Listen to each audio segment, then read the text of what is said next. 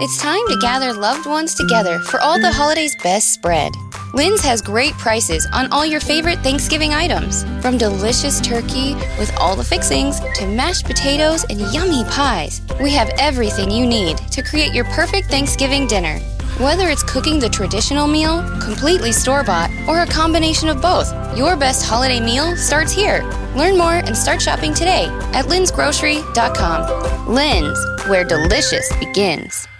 The views and opinions expressed by A Little Bit Culty are those of the hosts and do not necessarily reflect the official policy or position of the podcast. Any content provided by our guests, bloggers, sponsors, or authors are of their opinion and are not intended to malign any religion, group, club, organization, business individual, anyone, or anything.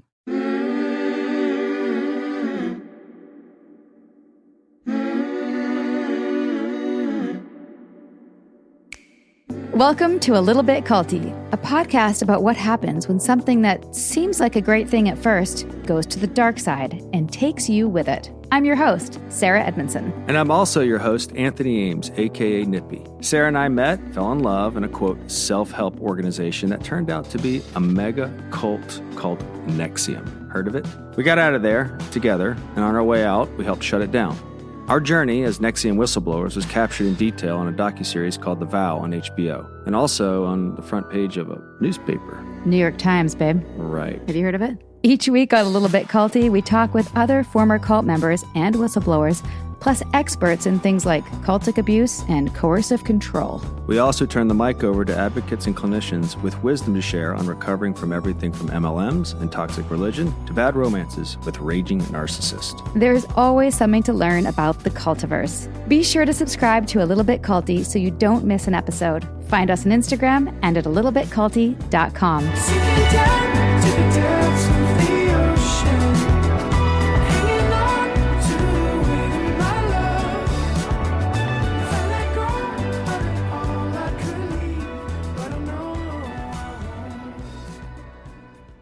Welcome back, everybody. Who do we got today, Sarah? We have a very exciting guest, but before we get into that, I have a little bit of housekeeping. Oh, boy. First of all, everyone, thank you so much for entering our t-shirt contest. I cannot believe the demand for Vanguard Week t-shirts. I'm sad to see him go a little bit. They've been collecting dust in my closet for a while. We have about 15 of them between Nippy and I. The only problem is that mine are like extra small and Nippy's are extra large. So I can't guarantee for those who won t-shirts, congratulations. You lucky winners. Sarah wanted to sell them on eBay. I would never sell them no, on eBay. We should do a contest. She's like, Nippy, I can get thousands for these. And I was like, Sarah, no, it's not about money. The opposite happened. The opposite happened. But I'll let you guys be the judge of that. Speaking of judge, we had our first incident on our social media this week of having to block somebody. And I wanted to just say it here that we don't like to do that. And we're totally happy to have people on our Instagram, social media, Twitter, who don't agree with us, who have alternate opinions to us, who question us. Totally no problem. Blocking, I've always said in the past, can be a little bit culty. If you don't agree with somebody and you just block them, that's not cool. But we also have personal boundaries about being treated respectfully and having civil discourse on our platforms. Anything you want to say about that, Nippy? I agree with you. Great.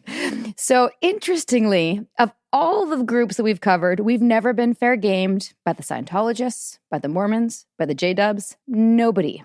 I mean, people, have been upset, but no one's fair gamed us. We, this week, definitely noticed that the Teal tribe is not happy with our coverage of her. And fair enough, I get it. But the vitriol and the character assassination that we've been under was quite alarming. It wasn't that alarming. It was about 2 or 3 people. Okay, well, I was alarmed. No, I wasn't alarmed. You're right. It was more just like we're at a stage in our lives where we don't need to deal with that. It's not about blocking to cancel. It's about blocking when people are going to insult us and attack our character. So it needed to be said. Some of the letters you got personally, I think, sounded a lot like how we used to sound. Yeah. So I get it. Like, we've been there. But I think what's interesting about this particular series is that the people who follow Teal, who are loyal to Teal, are telling us how everything was taken out of context and that it was all editing, and that's not what the retreats are like. And they're unwilling to look at, the stuff that might be bad or maybe unhealthy. And interestingly, the people that have left and journalists and people who are following Teal felt that the series was softball, and they didn't even address some of the more egregious allegations against her, and they wondered why. So we have both sides here. Which may have some upsides too, because you just don't want to club people over the head who are getting ready to get out of a traumatic experience. Yeah. And hopefully it planted enough seeds for people to make an informed decision. Yes, totally. And point being, I feel like we've covered her enough. We're moving on. We're moving on to other cults. See ya, Teal. See ya. Good luck with it all. I wish you all the best. Love and light. Namaste. So, all right. Our guest today is named Spencer Schneider, and he's the author of Manhattan Cult Story, a nightmarish cautionary tale about an ultra-secret organization that has allegedly engaged in forced adoptions, arranged marriages, public humiliation, forced labor, all under an oath of total secrecy and under the control of a brilliant but demented cult leader posing as a teacher of ancient knowledge. It's a gripping, page-turning, and creepy read. Spencer Schneider's not a novelist. He lived the pages of Manhattan Cult Story for nearly 23 years. After being recruited into a secret society known simply as School, led by a charismatic and some say sociopathic actress, Sharon Gans, who passed away in January of 2021. School counted some hundreds of well-educated and well-heeled New Yorkers as fervent followers. He writes, "We were your accountants, your money managers, lawyers, executive recruiters, and doctors. We owned your child's private school and sold you your brownstone, but you'd never guess our secret lives. Now we lived in a kind of silent terror and fervor, and there were hundreds of us." Spencer joins us to share more about his journey back from the brink and what he wants you to know about School now. Without further ado, Spencer Schneider, cult survivor and author of Manhattan Cult Story.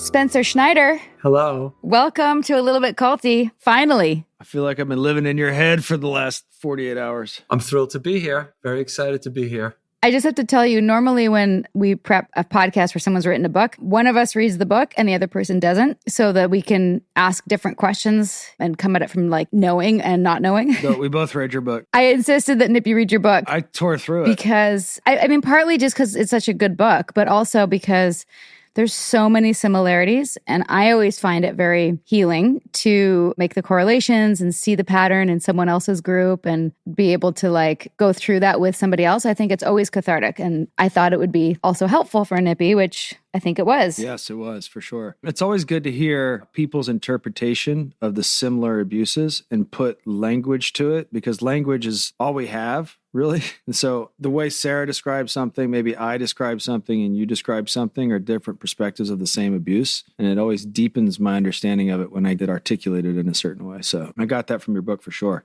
That's great.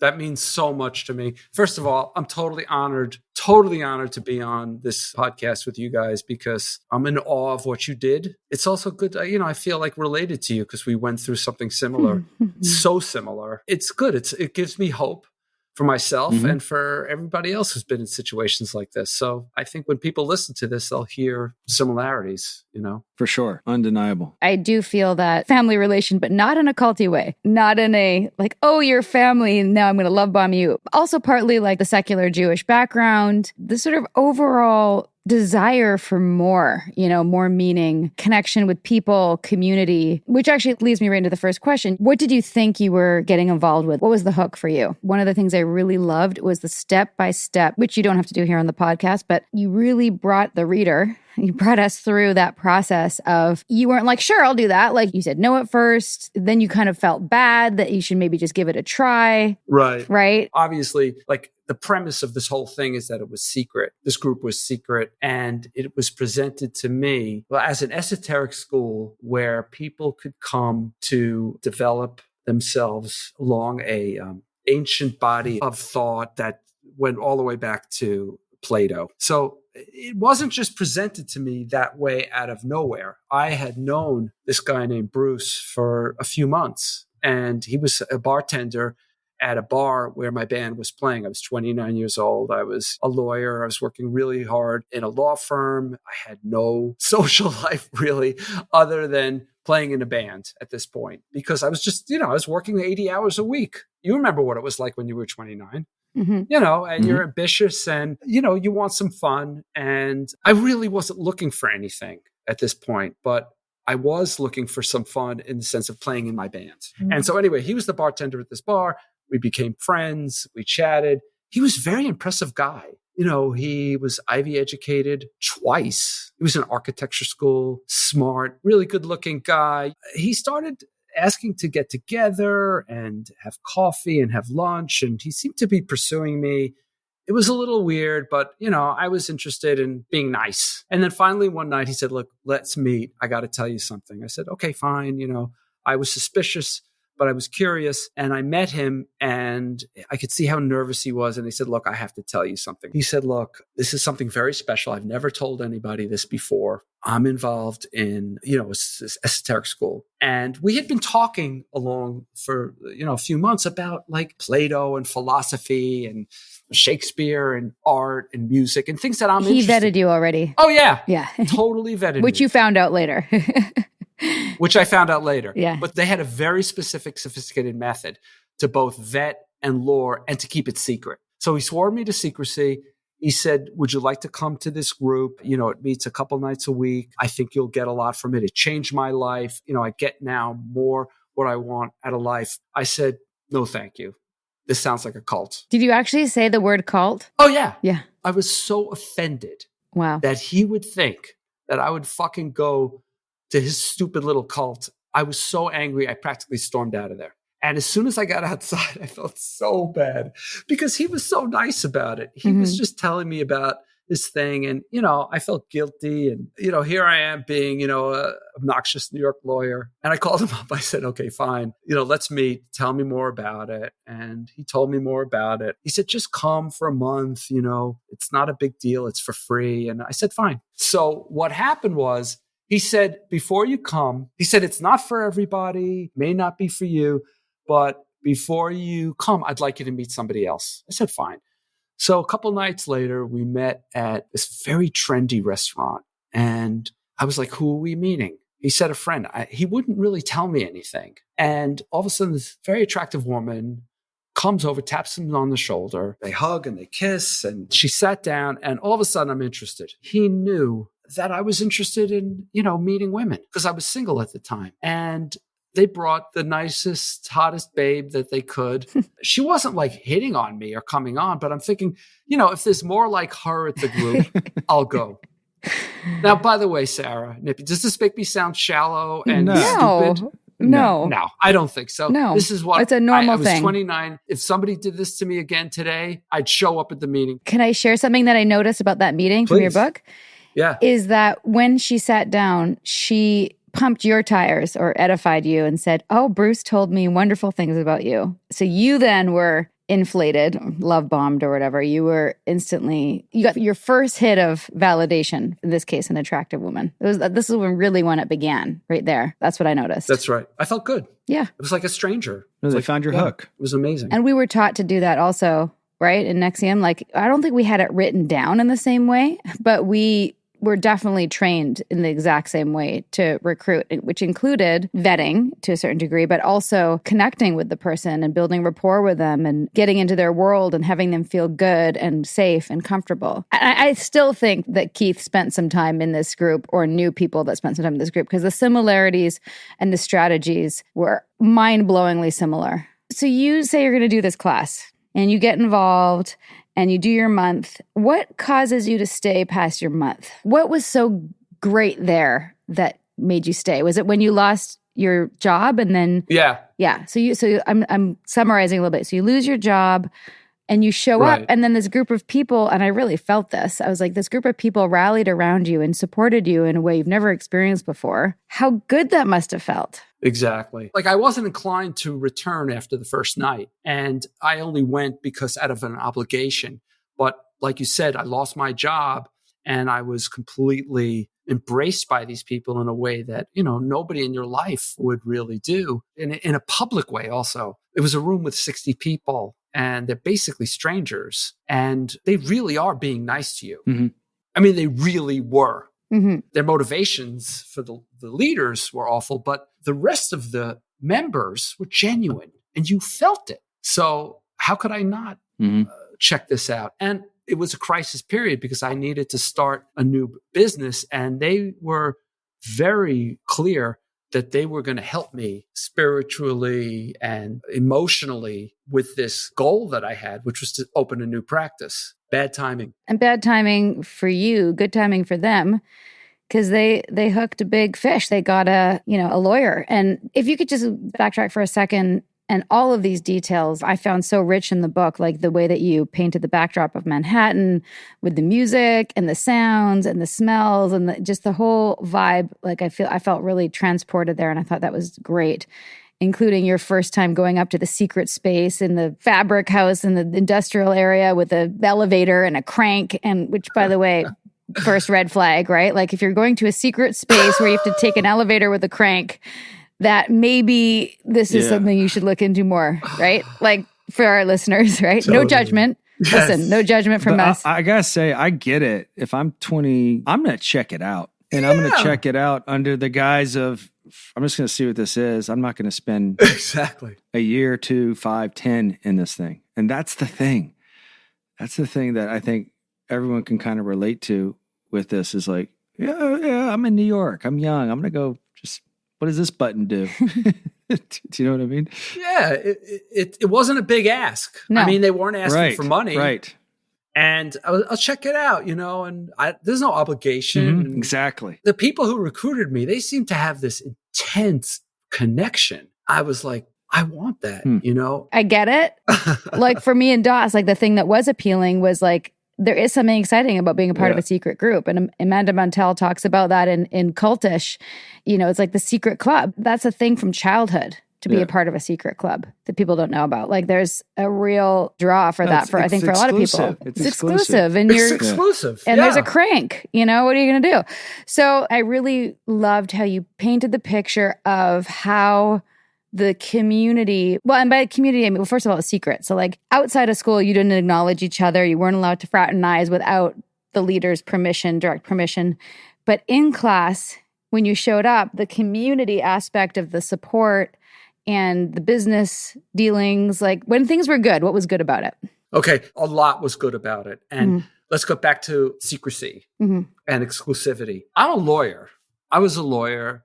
And a lot of people there had, fancy jobs, and they had this, they had that. I think everybody loved the secrecy of it. The reason for the secrecy was very diabolical. We'll get to that later on. But it was born of the paranoia of the leaders, who, by the way, we did not meet for a year. We did not meet the leader for a year. But what drew us together was the secrecy, which required us not to talk to each other outside of the group. We didn't know each other's last names. I didn't have any phone numbers. After class, which met at a secret location, and you couldn't tell anybody in your life about this. I mean, if somebody asked me where I was going tonight, I would just make up some story. I wasn't married, but there was people who didn't tell their spouses where they were going. And that created a lot of problems. But I could only see these people who I got to like in class. So that was really a big thing. I wanted to see this one and that one, and I hear their stories, and I was excited to see them and could only see them then. They have a monopoly over these friendships. They control these friendships. And I was fine with that. How was that enforced? Purely by convincing us that it was for our best interests to keep it secret, and that nobody outside of the school would understand what you're doing. And that it's an esoteric school, which by definition is secret. And so that it would just, ruin your experience if you told anybody about it. By the way, that in and of itself is a thought-stopping cliche. If you've been following our interview with Amanda Montell, like, oh, it's an esoteric school.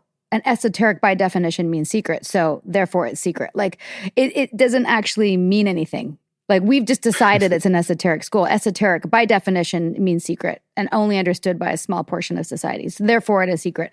But like, what makes it an esoteric school? You know what I mean? Like that, it's circular. It doesn't actually answer, but why is it an esoteric school, right? Because we said it is. Because we said it's an esoteric. We said it is. Yeah. Because we said it is, Yeah. and it suits our purposes of operating under the radar. Right. And also it serves another purpose, which is it isolates you from people who you would ordinarily tell everything about, and it creates fissures in relationships with the rest of your world. Keeping the secret has natural fissures and ripple effects. Correct. Right? It has to. There's no way. There's no way to have that without affecting your relationships. And that is something that I think is such a clear red flag in our episode with Alexandra Stein, who wrote Terror, Love, and Brainwashing, if our listeners remember. That was one of her key things. The leaders isolate you from your friends and family. That's like the first step, right? And this is also just to draw the parallel with NXIVM. In our mission statement, we had a line of, I will no way speak of them or give others knowledge of them outside of... The information is confidential and for my use only. The information is for my use only. I will no way speak of it or give others knowledge of it outside of ESP. So that had that tenet in the mission statement, but then people would always say, at the end of the 5-day when we're supposed to bring people in, they'd be like, so I'm not a secret, but how do I bring people in without talking? Like, people are always confused. It's a total counter command, like two totally different things. Well, then they'd say, well, we want you to share your success and bring people in, but you can't tell them what you're doing here. You can't teach them the tech. Basically, they said, we don't want you to teach the tech because A, you're not trained, B, you're going to water it down, C, you could hurt somebody. Right. All these things they said to us. The argument was you compromise the integrity of the inductive nature of our curriculum. The inductive nature. Like you wouldn't invite someone to a movie and tell them the ending, right? So you can invite someone to a movie, but you don't tell them what the movie's about. You just say, come, trust me. That's how that was sort of justified in our group. Okay, so that's total red flag. Right. I believe that. Didn't you believe that, Sarah? No, absolutely. We all believed it. I believed it. Yeah. It's step by step. Yes. Right. It's not all of a sudden. And I resisted the idea of secrecy when they first heard it, but it started to make sense. And they always said, verify that this works for you. If it doesn't work for you, go. But you have to verify it. And, they get you to enforce it, Nippy, because they make you think it's in your best interest. And it was that simple. So that's how they enforce the secrecy of it. If people broke the rule, they had to come in and do, what did you guys do? A breach statement or something like that? We had to do a public confession in front of 60 people, and it was humiliating. And you were required to be truthful about everything, which is only for your benefit. Like, for instance, if after class, there was a guy in class who after class walked with one of the women after class, right? And started like, let's go out for a drink. Okay. So she came back to class the next night and reported him for breaking the quote hour of silence, which you needed to keep after every class. Wow. These were all really smart people who I respected. And if I ever had doubts, I just had to look over and look at, Mark or Karen or whoever was there and see that they were doing the same things and they were following the protocol. I figured, why not? It's good enough for them. It's good enough for me. Right. I think NXIVM did the same thing. They used certain people to give the group validity, especially once Hollywood was sort of roped in, and a lot of subtle name dropping. And for sure, when you're in a group where you look around and you relate to the people around you, that makes you feel like, okay, if they're getting it, then if I'm not getting it, maybe something's wrong with me. I'm going to get it. Well, there's a culture of fear that was created, it sounds like. Yeah. It was a very concentrated culture of fear. That's why Keith wanted people to move to Albany, because he would create it there. But when we would leave that purview, Sarah, it was looser reins. But yours felt like your only relationship in the class was in that culture. And then when you left that culture, you didn't have that dynamic. Yeah, there was no way to get away from them because, look, we met 2 nights a week and then it became more and more nights a week as the time went by. And I eventually got married to somebody in the group. And then my biggest client was in the group. So I was surrounded by it all the time. Yes. And these were true believers who were extremely devoted. And to this day, both of those people are still in the group. Wow. In the cult. That's They're still wild. It was all encompassing. We never got away. You couldn't get away. You had people calling you every day to check in on you. We were required to check in on other people. There was no physical getting away or mentally getting away. Yeah. It seemed like, we'll get into this more later, but the leaders really in creating marriages, not only created marriages and partnerships that weren't healthy, like for various reasons, like weren't good fits, especially when you had a child with your wife and she wants to stay. And then this is a red flag for later, but I just have to say it now so don't forget. When she then promotes Beth to a higher, in our situation would be a higher rank than you. I mean, that was just so unhealthy. And also that happened at a time when you guys were considering leaving. Yeah. Right? That happened in our group too. When that coup happened, when Nippy and I left with a bunch of people, there were people who were on the fence who were like, wait, branding? What? And some of those people got huge promotions and jumped stripes, right? And got big rank promotions and like were put on payroll and given a bunch of money and like they were basically bribed.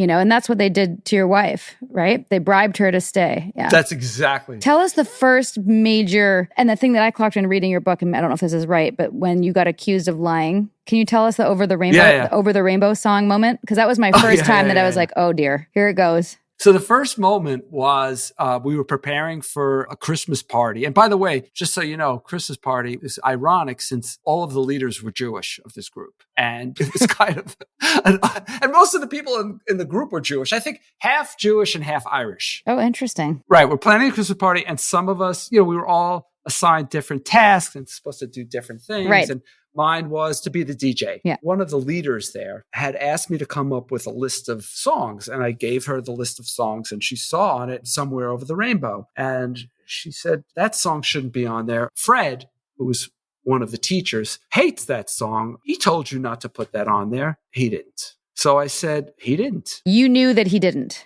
He never said a damn word about anything. Right. He never told me what to put on there or what not to put on. I just came up with a list. And I thought Somewhere Over the Rainbow was a nice song, I guess. Who knows?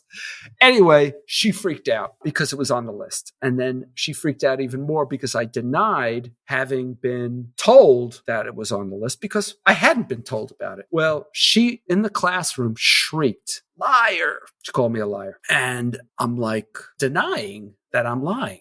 And as I'm denying, she went even crazier and crazier and got so angry. And it was so embarrassing and humiliating. One of the tenets of the work, which is what we studied, which is the fourth way Gurdjieff work, was that other people see us better than we see ourselves. Right. We're always wrong in respect to our next step. And that especially teachers and leaders, older students, can see us better than ourselves. And so this is one of the ground rules. And I've only been in there for a couple months. Wow. So it's a ground rule that basically other people know things better than I do.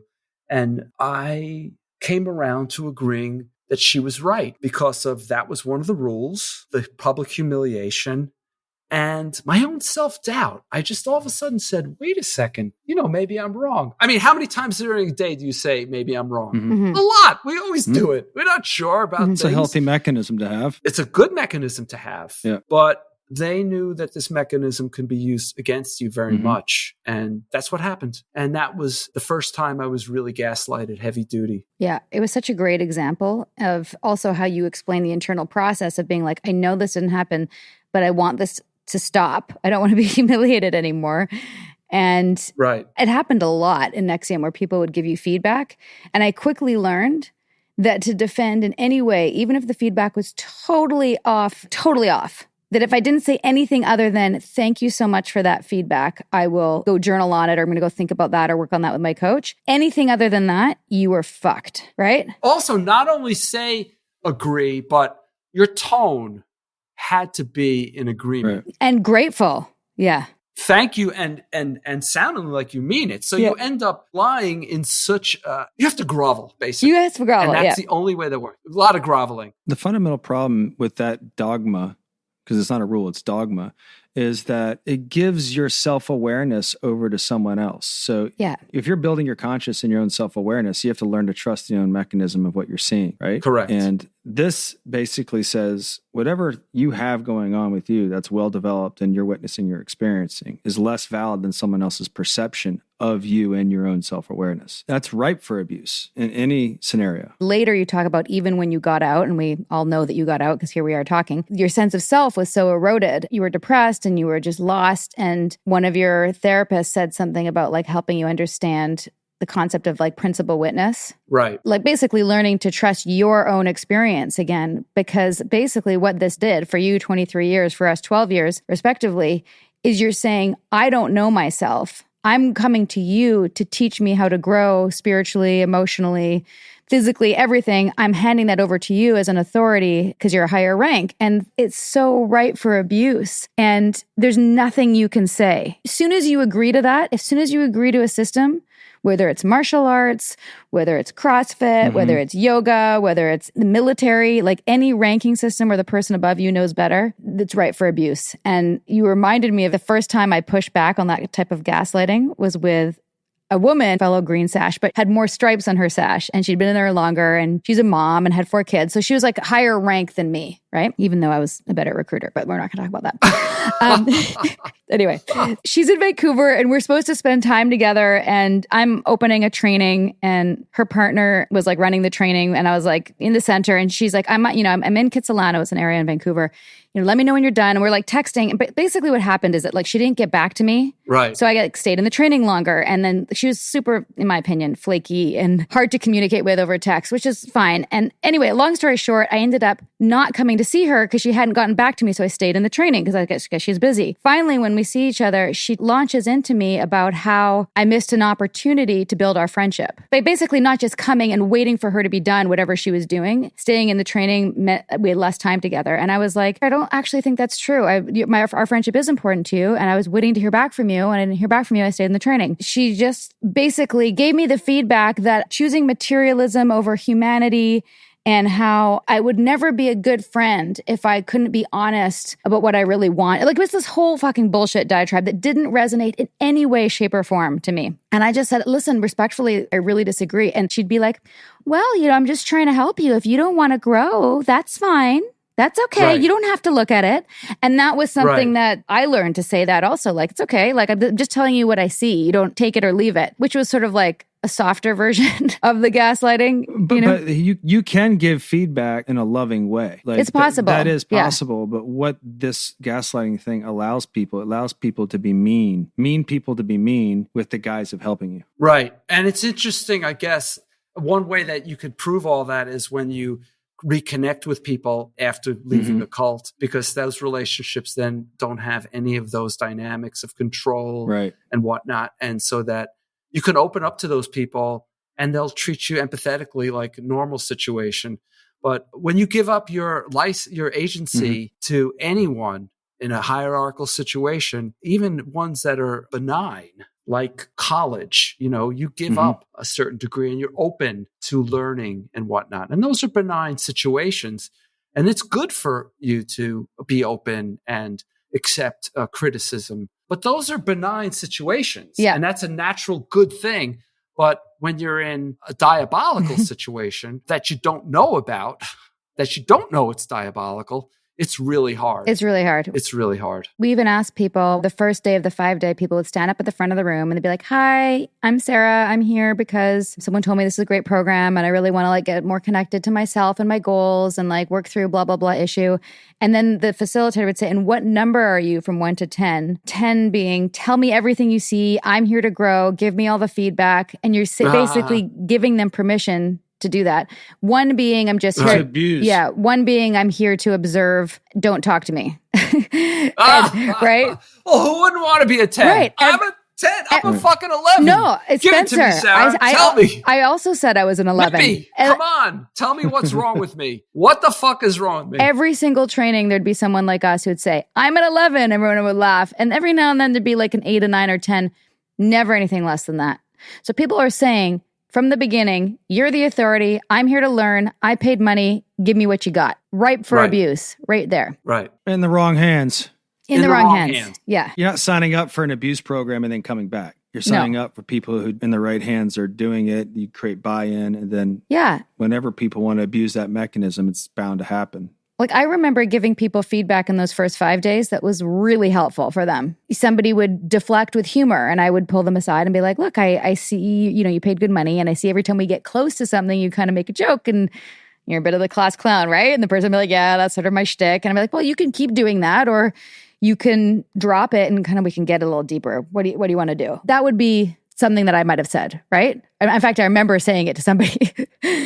I did it all the time. I mean, we were always taught to help each other. Yeah. And part of helping each other, we had one time where we were encouraged to give 5 critiques to our friends about their essence flaws. I think you guys had something, an essence flaw also, which was like their biggest weakness and like what all the other problems ran around. It was called the life issue. Right.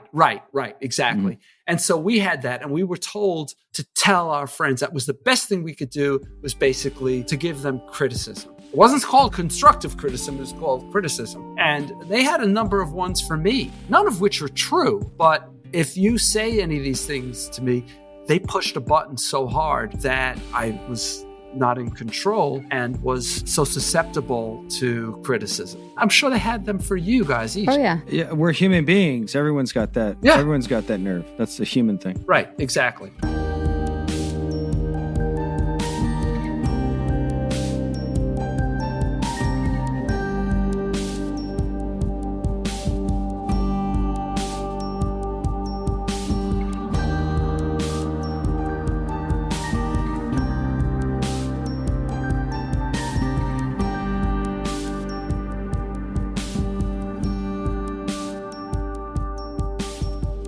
We tell our stories. We change the world.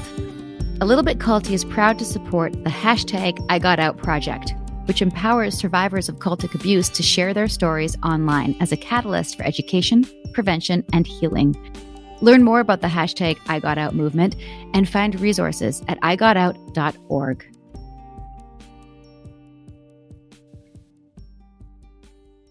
The Frankies were a picture-perfect influencer family. But everything wasn't as it seemed. I just had a 12-year-old boy show up here asking for help.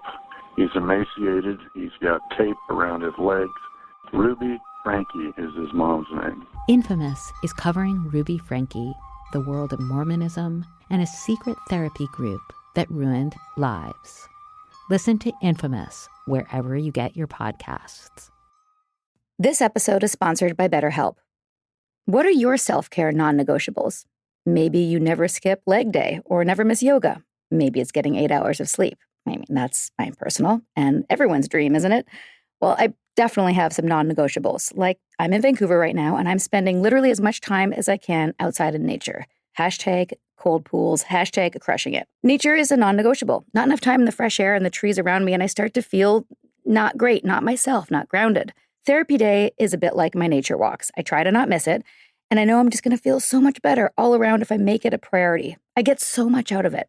It helps me put my worries and anxieties in their rightful place and helps me clear my mind so I can focus on what I really need and sometimes what I don't need. Like, I don't need to be overbooking myself just because I hate to say no to people. You know what I mean? Thanks, therapy. Thanks for helping me see that.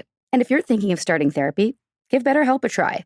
It's entirely online, designed to be convenient, flexible, and suited to your schedule. Just fill out a brief questionnaire and get matched with a licensed therapist and switch therapists anytime for no additional charge. Look, even when we know what makes us happy, it's hard to make time for it. But when you feel like you have no time for yourself, non-negotiables like therapy are more important than ever. Never skip therapy day with BetterHelp.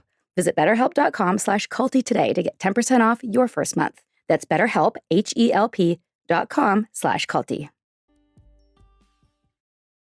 So things are good. There's all these elaborate parties and you're feeling part of this elite group. What were some of the exercises that were helpful at first? I noted remembering yourself was something that you did. Can you give us a day in the life in the secret group? A day in the life is a great question because that was the whole point of going to class at night, which was to use the ideas in your life. So during the day, I mean, I was a lawyer. Other people were entrepreneurs, they were brokers, they were this, they were that. And we were told to use the principles of the work in our day. One of the big ones that I loved was this idea of aim. So the idea was that in order to accomplish anything, to accomplish any goal, the laws of the universe were such that you couldn't achieve them unless you did something called remembering yourself.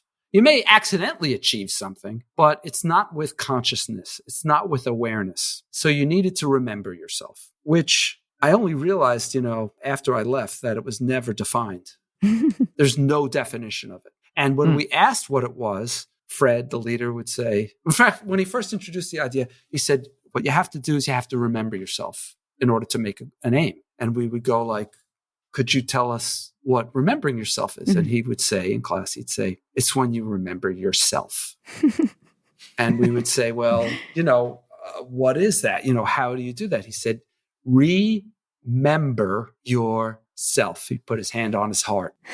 I can totally picture that. Right? And then some of the older students would say, like if I was asking that question and I was a newbie and an older student would say, Spencer, right now you're not remembering yourself. I'd be like, what? I would be like, great, we're getting somewhere. So we know what it's like to not remember myself. So how do you know? Let's do the...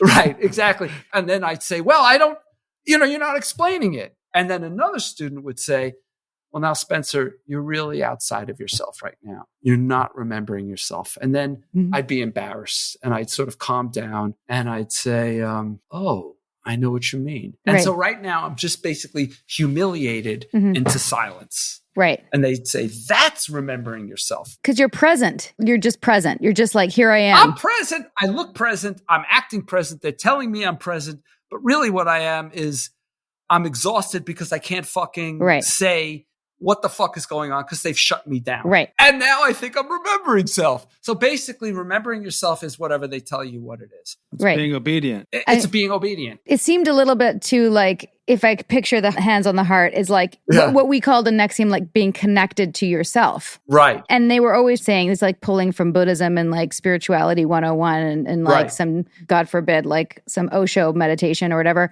But like they were saying that's a good thing, right? To be present and to be connected with yourself and your true authentic self. That is a good spiritual practice. But the problem is they didn't tell you how to do it, so you were kind of faking it. Correct. For approval. Or just to fucking leave me alone. Yeah.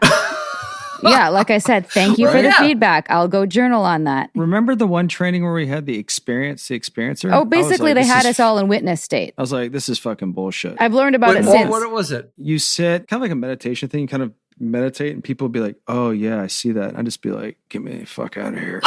Spencer, I've seen it in other modalities. It's basically what they call like the witness state or observer state. And they talk about this in other parts of the training too, in Nexium, where like something can happen and you can observe it. Like you're not in the drama of the movie. Like, can you ever seen like a really, really sad movie and you cry, but then you leave the theater and you're okay?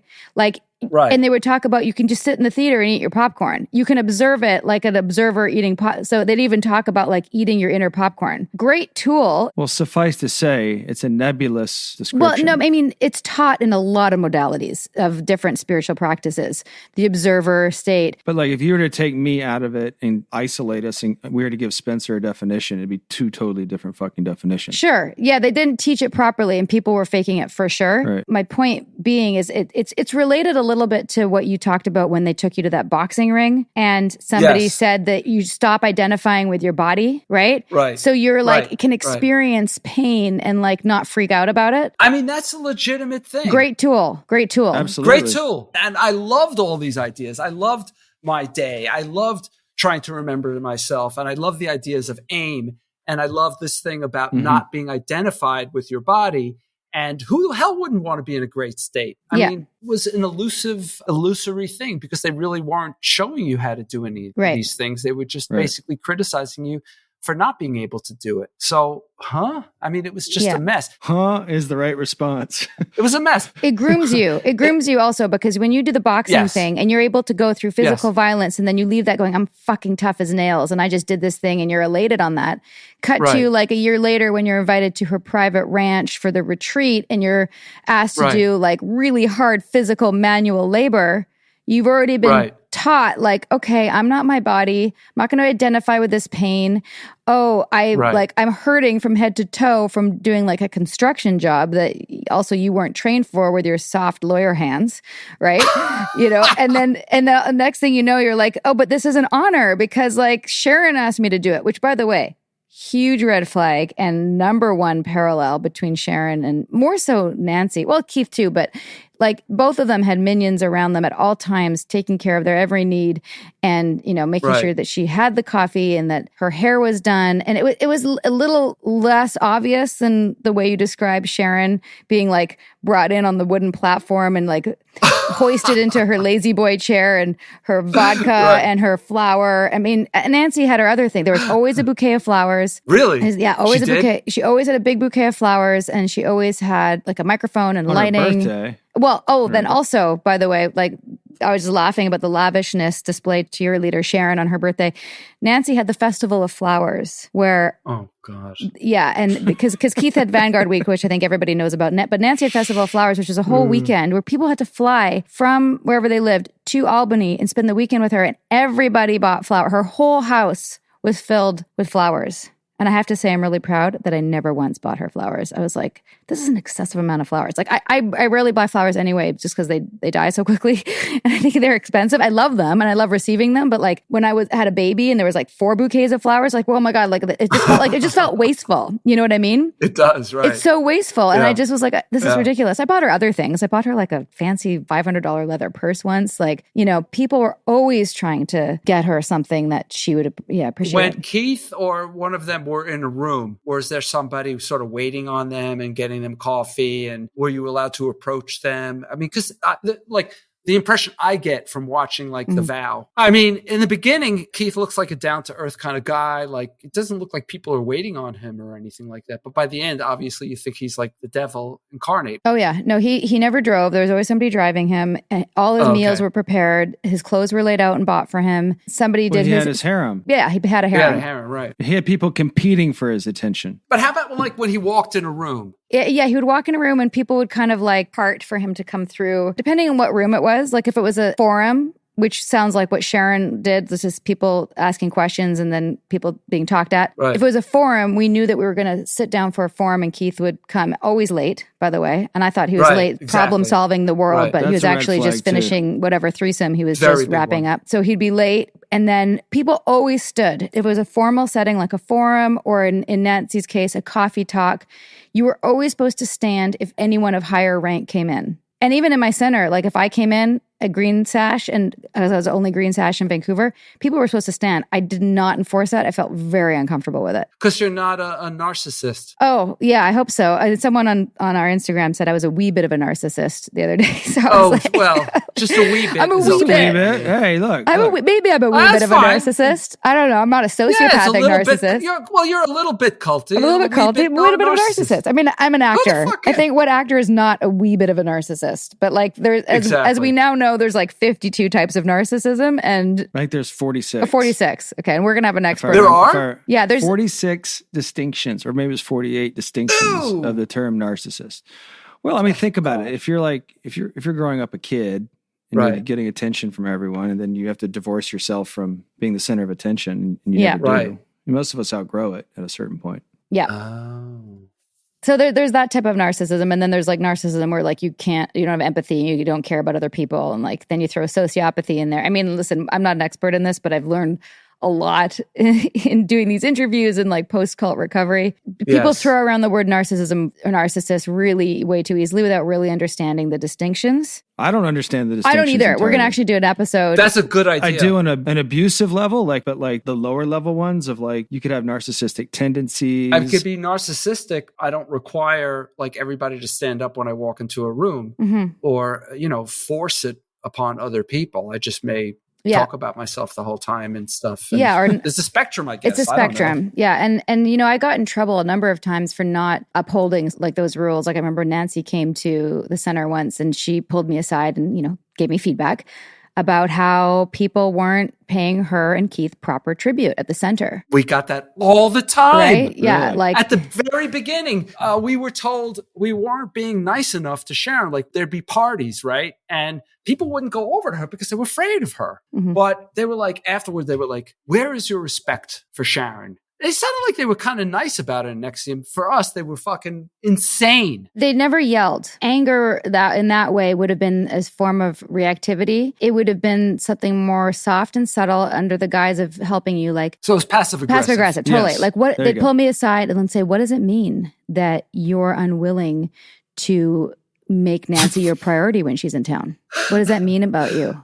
You know, And you'd have to say, I have tribute issues. I have authority issues. There's something that I'm seeing in Nancy that's actually within myself that I am uncomfortable with. And I have that thing in the box, they'd call it, like when you're projecting on to somebody. Right. Like a lot of people would Right. hear and meet Nancy and be super uncomfortable because she was so expressive. She was like, la, la, la, la. And if people said Yeah, anything. she's nuts. No, she's nuts. And if anyone said anything, they'd say, well, that's because you suppress That's your yourself. problem. You suppress yourself. And Nancy's so expressive, it brings up people's discomfort about how their own inability She's to be inauthentic. she's authentic and you're inauthentic, and because she's so authentic, it's like triggering for you. Like it was always coming up. exactly. It's the same thing. I got to tell you, we could have had like a cult exchange program. Like Nippy could have come over to my cult and I could have gone over to NXIVM and we'd have been fine. We would have had a cult off. Yeah, I mean, it would have been fine. The other parallel that I thought was so funny, the way that you described the parties and like the committees that would form to organize the food and the decorations. Like this was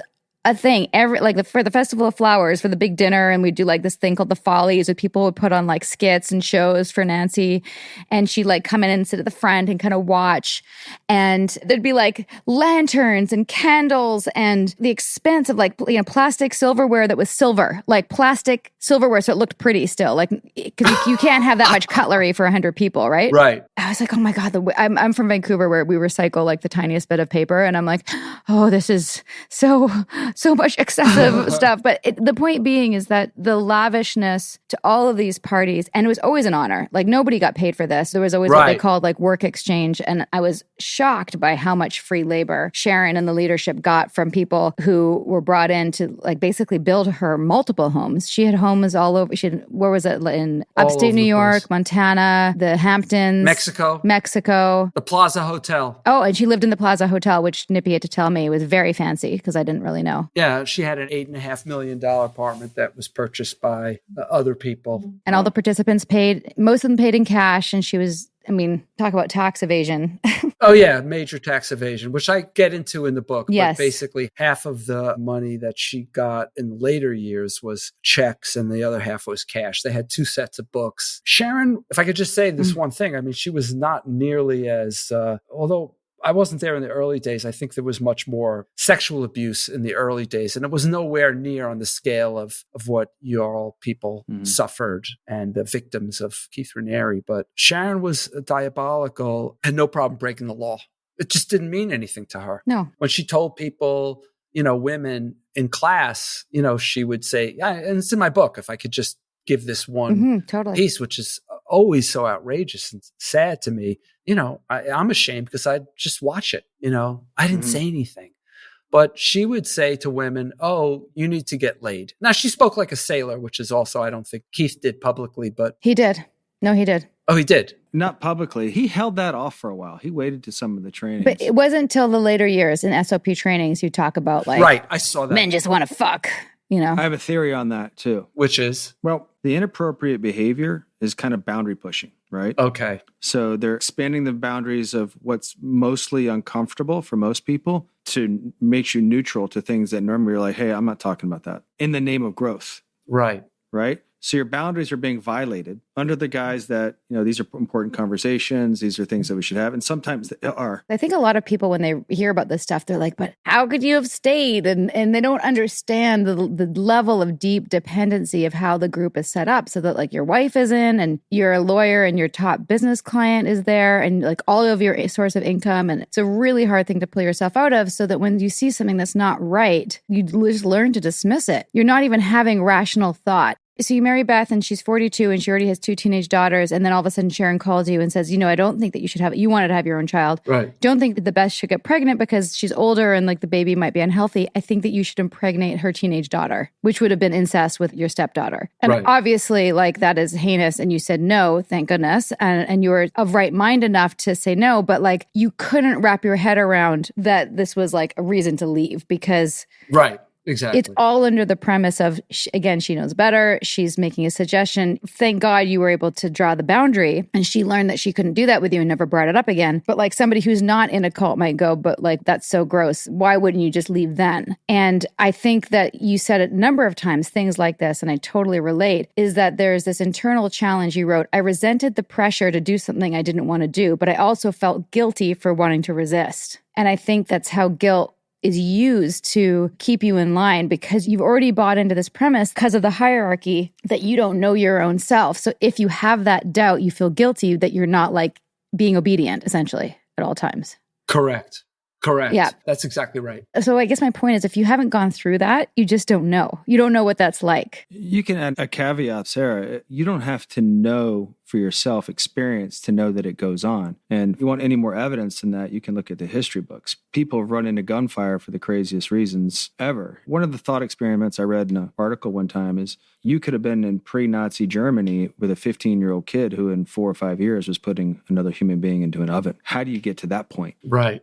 How do you get to the point where you're obediently doing stuff like that? So if people want to flex the front that they're not susceptible to it, well, maybe you're not, and that's great. But there's a lot of people in human history who have found themselves in situations far more egregious than we have who've been complicit. So understanding the mechanisms of that is important. Right. I mean, we were victims in very extreme situations, and that's one thing. But Nippy's right. Amanda Montell's book, which is so popular and wonderful because everybody can relate to those sort of cultish institutions that are going on. And she's great at just making it seamless. And here's how they slip it in. Here's how it slipped into your day-to-day lives. Right. I don't think a soul cycle is malignant. It's a money-making operation. And I actually don't know. I guess it does have victims as well, but it's not the same, spectrum. On the spectrum, it's not NXIVM. No. There's more choice, too. If you look at Stephen Hassan's continuum and the bite model, exactly, there's extreme and not extreme and maybe, less destructive. And that's something we refer to all the time. And it's super beneficial because people might look at something and not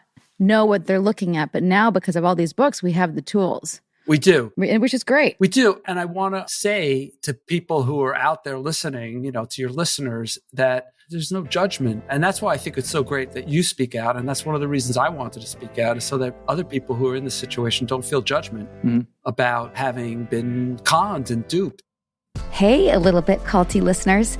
Bless your little bitty hearts for helping support this podcast. You asked us to put a link up where you could make a one-time or monthly contributions to help us cover the costs of taking this podcast from our living room to your earbuds. And so we did. And wow, you weren't kidding around when you said you wanted to help this podcast keep on cranking out episodes. You stepped up. Thank you. In fact, in a relatively short time, 70 of you have already chipped in. And together, the whole beautiful lot of you have covered the cost of making almost 5 full A Little Bit Culty episodes. That's pretty freaking good. You are amazing.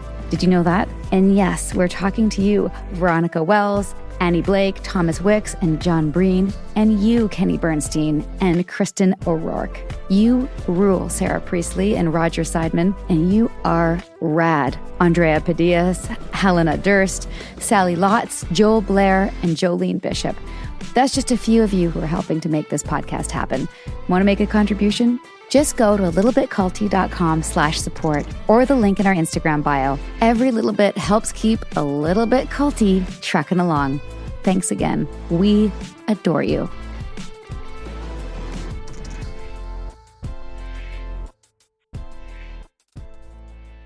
This episode is sponsored by BetterHelp.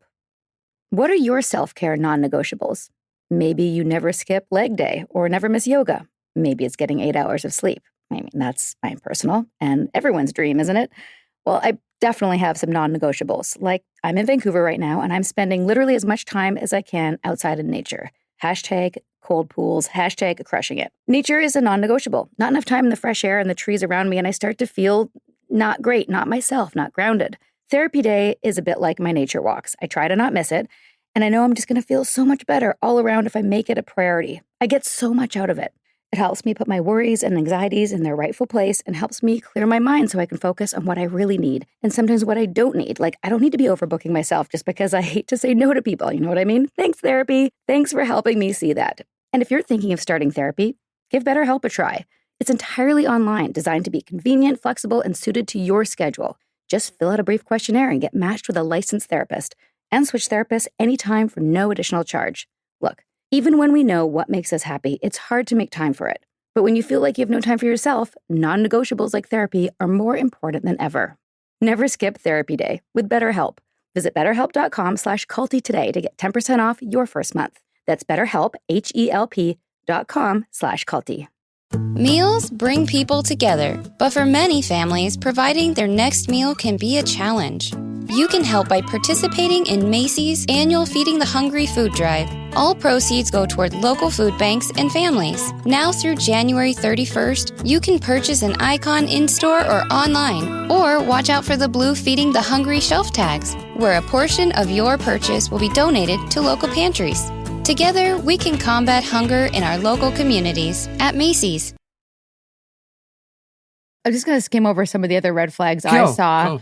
Yeah. One was the hypocrisy of the anti-materialism bullshit. Like, you can't be materialist and like ribbing on people for being superficial or whatever. And then Sharon is the most materialistic, opulent. And drinks, right? And drinks. Didn't she say she drinks? Yeah, she was very unhealthy. She looked it. That was actually something that I think it was Mark Vicente told me when I left, or Bonnie, look at what they do, not what they say. So if they're saying one thing and doing another, that's a major red flag. In life, not just... Yeah, totally. Right. And the pitting couples against each other, we talked about that. Reading that, it was obvious to me she didn't like seeing couples happy. She did not. She liked to make couples, but she liked to control them. Right. And being unhappy and, was part of it because only she could make it happy. Right. I was in a relationship that, although there was a lot of foundational problems, there were a lot of problems in it, but we did respect and like each other, but we weren't right for each other, and it happened very quickly. She's an excellent person who I care for very much, but we shouldn't have been married. And she also tried to put gay men with straight women to convert them. Is that right? Yeah, that's not a very good thing. No. She did that to her daughter. There was 3 straws for you that stuck out. Is there any of them in particular that you'd want to share in terms of how you woke up? So the first one was, as much as we tried, the marriage wasn't working, and we decided to get divorced. The day after my ex-wife and I talked about it, I got a phone call from Sharon out of nowhere. And she knew all about this. I'm like, what? And she wanted to talk about us resolving our divorce and wanted us to come up to the plaza and work out a settlement agreement where all these terms would be hashed out. And that's when I kind of was like, wait a second, this doesn't sound right. It didn't sound right to me when she suggested incest. Okay. But I was too in a coma. Yeah. You were in a hypnotic trance from what I can see. I didn't do it, obviously. And it wasn't something I was even thinking about. And I pushed back, and I am sure she recommended that and things like that to other people, because she did have other people get into, which I describe in my book, into impossibly ridiculous situations that were immoral, illegal. But that first straw was when she insinuated herself into my divorce and wanted to set up a custody situation that would have been basically taking my son away from me. So that was straw number 1. The other straw had to do with my business. But the third straw was, now that I was kind of waking up. And by the way, what the cult taught us was that we needed to wake up. That's why it's so funny, because we were actually going to dead sleep. But when I really saw what the hell was going on there, I just saw Sharon treat someone like she normally did, but like the anesthetic was worn off, and I could just see how cruel, how mean she was. I had also met a woman who I revealed my secret to. I had never told anyone for 23 years that I was in this group. And somehow when I told her about it, everything changed, Broke the spell. Yeah, broke the spell. But that's true that you said, hadn't thought about it, that in many ways your dependency is a collateral, because it's what's on the table. Like if I leave, my photos could be exposed. If you leave, you're going to lose your business. So it's leverage. And not only that, I had this emotional belief that, they did this to you guys. My success, all the good things in my life were a result of what I got in school. My cult was called school. Everything that was fucked up in my life was my problem. Because of you. Yeah. Right. And so without them, I wouldn't have good things. and I'd be fucking my life up, which, by the way, it's the exact opposite. Mm-hmm. And it's very hard to see that. Well, which leads us really well, Sarah, if you don't mind. To the Garfunkel? Garfunkel? Garfunkel paradox.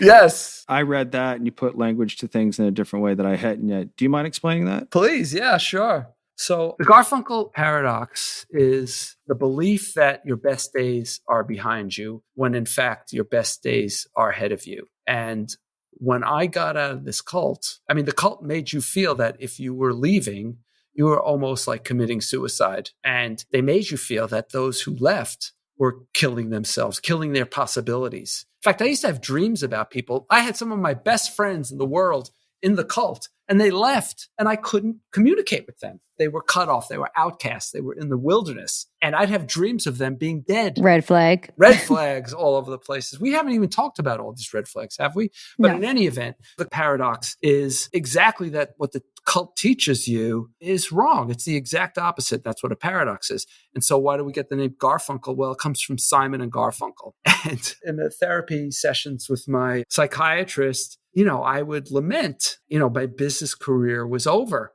because I was in a relationship with my business partner who stayed in the cult and we broke up, that I was kind of like Garfunkel, that he was like Paul Simon, and I was like Art Garfunkel.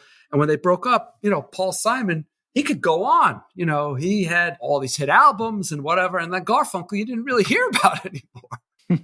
He didn't have any hit albums. I mean, he didn't play guitar. He didn't have anything, and he was only lucky to be in Simon and Garfunkel. I mean, he was really just the second on the other singer. So my psychiatrist saw what was going on and he let me come to it on my own without telling me. And by asking a lot of questions, which I describe in the book, but that's not true.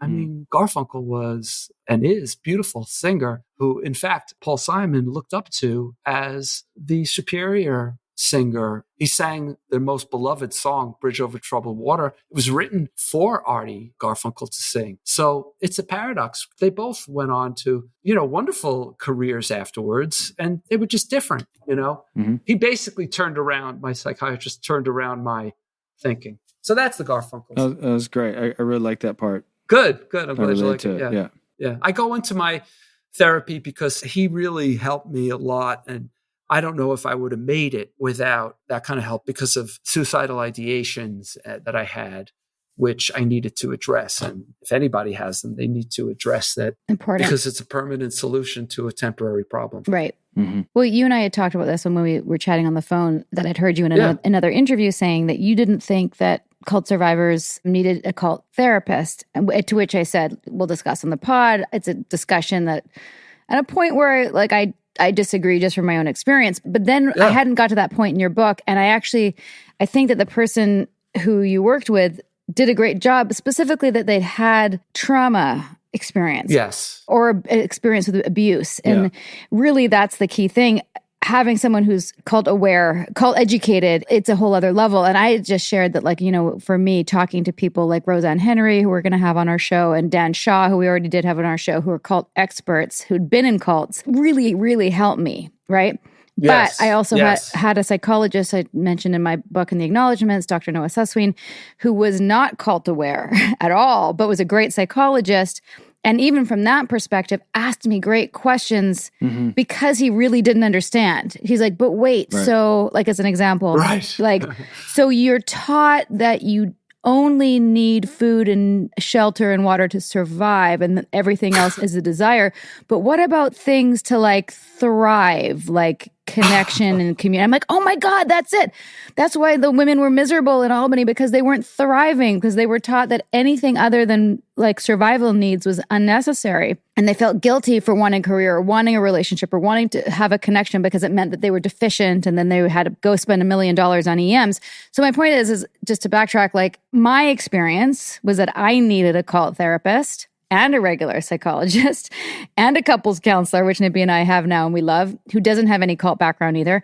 I think the most important thing is that you feel safe. Correct. And you feel not judged, and that you find somebody who will help you with whatever you need to be helped with. And it's going to be, like Nippy always says, it's case by case. The main thing I think that's problematic when people go to a therapist after they've done something like your work and our work, doing the work, is a personal development. So it overlaps with a lot of therapeutic languaging, right? So when you sit down in front of a psychologist who doesn't know Nexium or doesn't know, how do you say it? Gurdjieff,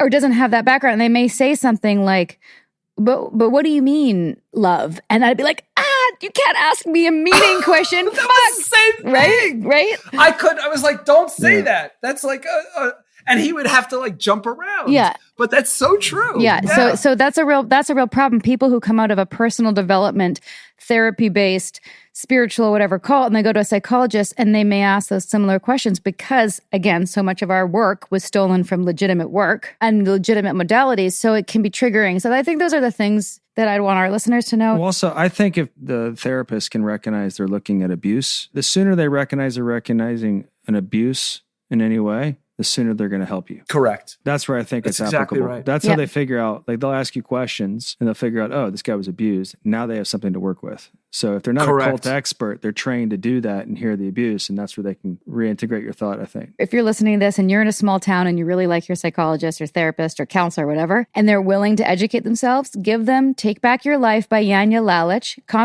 Combating Cult Mind Control by Stephen Hassan, and Terror, Love, and Brainwashing from Alexandra Stein, and maybe one of Dan Shaw's books about narcissism, and I think you're going to be fine. Like, those books will bring people up to speed. Not saying don't get certified, but a lot of people are going into different educational programs about coercive control and like psychotherapy with a background on cult education. Like, this is changing right now. We had a therapist, and this is one of the things that she was saying. She's like, you look at these dark people, these narcissistic, these people, they had a certain way of getting into people's psychologies years ago that have been kind of outed in a lot of degrees. So what she said she was seeing a lot of is a lot of them seeping into the spiritual world or the personal professional development world as a means to implement their abuses. So they've now poisoned a kind of domain where the checks and balances aren't what they were, and they get away with nebulous language, not defining their terms and everything. And they seep into these things that are supposed to be beacons of good and everything, and then that's how they twist it. She said she was seeing a lot of that particularly because it's getting harder to do. And now you have the internet, right? So now they're going to have to adapt, right? Like, these people are the kind of people that sit around and think of ways to do this. So now that they're getting this pushback and people are talking about it more, you're starting to see people in positions of power being outed with these behaviors. The consciousness level ideally is probably going to get worse before it gets better, but it's probably hopefully going to get to a certain point where we can see it so they don't thrive, and then they'll adapt to that, and however that works. Exactly. It's just like, you build a better lock and somebody else knows how to pick it. There you go. It's the same thing. You could have said that, and I wouldn't have. No, I liked how you said it. I'm just repeating what you said. I mean, I liked how you said it. That's it. It's good to speak to someone who is qualified. To talk to people in bad situations. And there's a range. I mean, I don't think I would have gotten out if it weren't for having read Rick Ross. I was in a situation where I needed real medical help also. But I think reading about cults is damn good because you'll like you said, you had like an aha moment when somebody gave you one of these things. I'm sure you did too, Nippy. You say, oh, wait, that was Sharon, it all comes together. I mean, I'm all for the education. Yeah. I don't think Hassan or somebody said it should be taught in schools, or did you? Somebody I was reading. Nippy's been saying that for a while. Yeah. I'm with you on that. I think cult education, hopefully in the feedback we're getting, seems to verify this, but like through the podcast and, all of these books. I mean, I'm 5 years out feeling pretty great. And then I read your book and I'm, again, having more awarenesses and memories too. Cause like, when you're in that trance, whatever you want to call it, state where you're just shutting out reality to make it work, right? To get the dollar back, to get your investment back, you miss stuff. You're using a different part of your brain. So like you said something about like how you woke up. And I remember something I shared with Nippy last night. When we were waking up, like it happened in stages, right? Like we were going to get out and then we're like, we can't just leave. Like we have to tell people. And then it was like, we can't just tell people, we have to dismantle this, And somewhere in there, I reached out to Nancy to talk to her, right? And I left her a message where I was like, okay, so I have Keith's initials on my body and your daughter did that to me and we need to have a discussion. And I was upset. I left her a voicemail and she never called me. And I found out later that she didn't call me and she played it for a number of people and said, why would she call me since I was so angry? So she didn't call me because I was so angry. I don't think I've ever said this publicly. I kind of forgot about it, but I was the golden child, right? Like I called her my bonus mom. She called me a bonus daughter. Michelle and Lauren were like sisters, in that way, in terms of like, I was elevated, had an elevated position. At certain points, I was one of the top recruiters, not the whole time I was there. Ran one of the most successful centers. I'm not trying to pump my tires, I'm trying to say like, I was an asset to the community and to her company. Well, it would have been a good business call. It would have been a good business call for her Even if you didn't care about her. Yeah, to at least call me and try to figure out what had happened, like why she wouldn't say, oh my goodness, you're hurt? Clearly there's been a miscommunication because I actually don't think that Nancy, she's been desensitized. Well, she's been desensitized and she, she'd been, whatever too. But the point is that like, I think it's good that she didn't call me back because had she called me, she may have been able to try to work it out and like it may have stayed internal, My point being is who knows, she may have been able to keep a lid on it to the point we didn't go to the press or didn't go to the New York Times or, whatever. So it's actually good that she didn't call me, but like, bad business move on her part to pick up the phone. Could she have talked you out of it if she called you back? That's the thing. I don't know. Here's what I think. She didn't even know it existed. So I don't even think she didn't know what she was looking at, but what she was trying to talk her out of. I see. Either way, she should have called to check up on me, is my point. Given our relationship and everything I've done for the company, it's just absurd that that's a huge red flag. A normal person would pick up the phone and be like, whoa, what happened? Oh, I see what you're saying. Yeah. I completely get. All right. So I had a similar experience. Yeah. I was in trouble. They were fucking with me. I was having big problems in my business. Big problems. And I reached out to Sharon and I said, I'm having some problems here. And she said, I don't give a fuck. And she said, I don't give a fuck. Yeah. And that's the same thing as you had. It's kind That's of the what same reminded thing. me. That's what I'm telling you. Is that story in your book it's reminded me. It's unbelievable. What's the story? It's so similar. It's so similar. It's a gift. Like to write a book like this, to put yourself out there, to be out for public scrutiny is a gift for you to do it. And yeah, by the way, very brave. Very brave. Thank you. And it makes me feel, given that we both come from this similar background, that we should be true essence friends now. Actual essence friends. I know. But since you're joking. I know, sorry. You are my essence friend. And Nippy, you too. Thank you. I don't know what that means entirely, but I'm sure we'll find out. It was just a word that was used in both of our groups, but both. Look, here's the thing. My psychiatrist said this when I would jump at certain words. He'd say something and I'd say, oh no, we can't use that. It was a cult word. Yeah. And then finally he said to me, think about this. I'm not saying we should. Think about it. He's a nice Jewish guy and understands neurotic people like me. So he would say something like, think about this, there is such a thing as co-opting a word. Like, for instance, the LGBTQ community, they use the word queer. And that used to be an insult to gay people to be called queer. Now they've adopted it. If you remember Obamacare, they used to say that as a slur to Obama, and then he started using it. It was like gone, it had no more power. So I'm happy to be your essence friend. Okay, good. We can co-opt that word. We'll take it right back. I have one final question writing the book. I think you end one chapter. It was about you wanting justice. Right. To me, that's one of the things in this whole entire experience that I've really felt motivated towards is justice. Talk to me about the desire for that, the origin of that, and why. It's just my personality. I mean, I became a lawyer because I care about justice. I felt like I let people walk all over me for a long time. And then I realized I spend my business career fighting for people to get justice as best as I can. And the best thing I could do for myself is to get justice for myself. So my mission has been to get justice for myself and for everybody else that's in there. It's very, very hard to get people out of that cult. Mm-hmm. They will not take your phone call.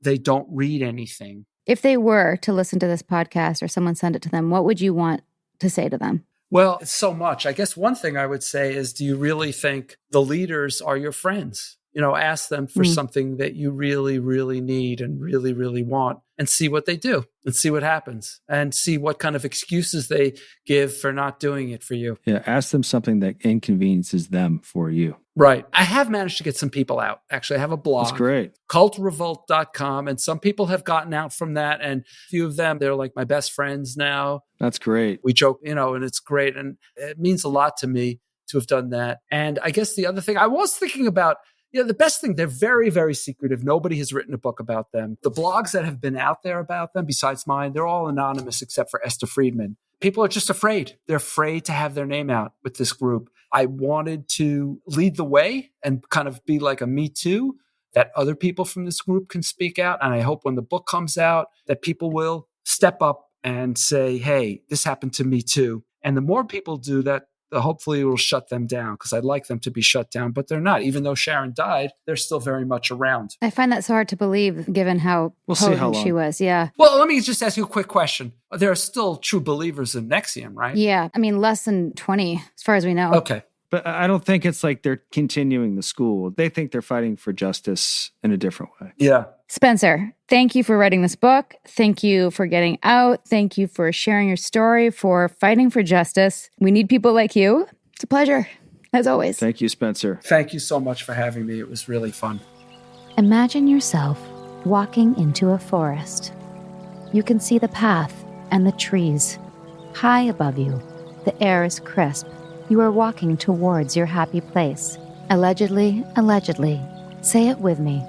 Anything said here on this podcast about alleged cults, alleged MLM schemes, alleged douchebaggery, mindfuckery, criminality, spiritual fraud, or the like is offered purely as commentary, because the views and opinions expressed on A Little Bit Culty do not necessarily reflect on official policy or position of the podcast. And any content provided by our guests, bloggers, sponsors, or authors are their opinion and are not intended to malign any religion, group, club, organization, business individual, anyone, or anything. So just let these words drift into your mind without needing to focus on any of them. You are great. You are capable. You deserve to be happy. Nobody's mad at you, unless you're actually a narcissistic, culty criminal. If that's you, cut that shit out. Don't be a fuckwad. But if that's not you, again, you are great. You are capable. You deserve to be happy. A Little Bit Culty loves you. Okay, guys. So I hope you get a chance to read Spencer's book. I think you will all love it as much as we did. But before we send you on your merry way, Nippy, do you have any word salad for us? Yeah, Spencer gave me one that someone in his school used to say. This is specifically according to Gurdjieff's apostle Ouspensky. Yeah. This is Nippy sharing an email from Spencer referring to Fred talking about what Ouspensky said about Gurdjieff. Okay, go for it. Here Sorry. We go. Okay. In order really to observe oneself, one must first of all remember oneself. Try to remember yourself when you observe yourselves, and later on, tell me the results. Only those results will have any value that are accompanied by self-remembering. Otherwise, you yourselves do not exist in your observations. In which case, what are all your observations worth? Thank you, that'll be $5,000. Word salad. I love your word salad, and I love you. Deuces. Have a great week, everybody. See you next time. Sinking down to the depths of the ocean. I'm hanging on to the weight of my love. If I let go of it all, I could leave, but I know. Let's keep the conversation going.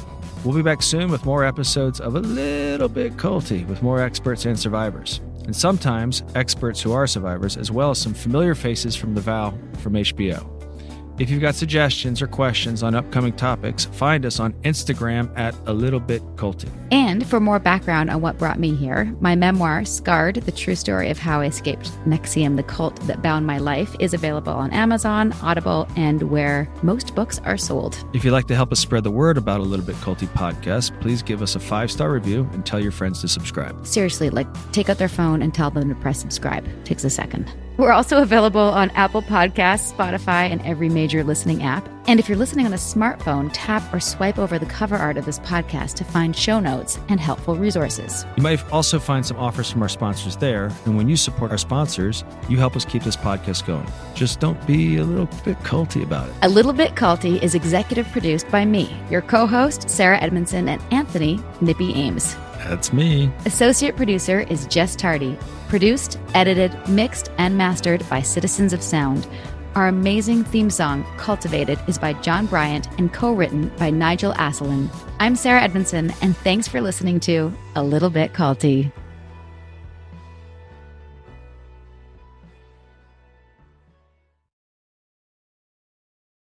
So have you Exactly. ever done a show in PVC? Yeah, man. I did a tour in PVC and I regret it a little bit. I do, man. I regret it a little bit because I was just like, it wasn't very flattering on the top and then my knob was showing the whole time. Moving right along. Anyway, moving along. Mum's like, I don't want to talk about your knob. I don't want to talk about your Not right now. Not right now. I'll do it after the cameras are off. So Yes, go you on. Billboard chart-topping singer and songwriter Youngblood joins the Osbournes podcast. Listen now wherever you get podcasts. What is your pre-show ritual? I mean, yeah, occasionally I'll probably have a on stage. It loosens you up, doesn't it? What? I'm sorry, Josie, I didn't expect you to be honest. Oh, sorry, fair. I'm always honest. Moving right along Anyway, again. sorry.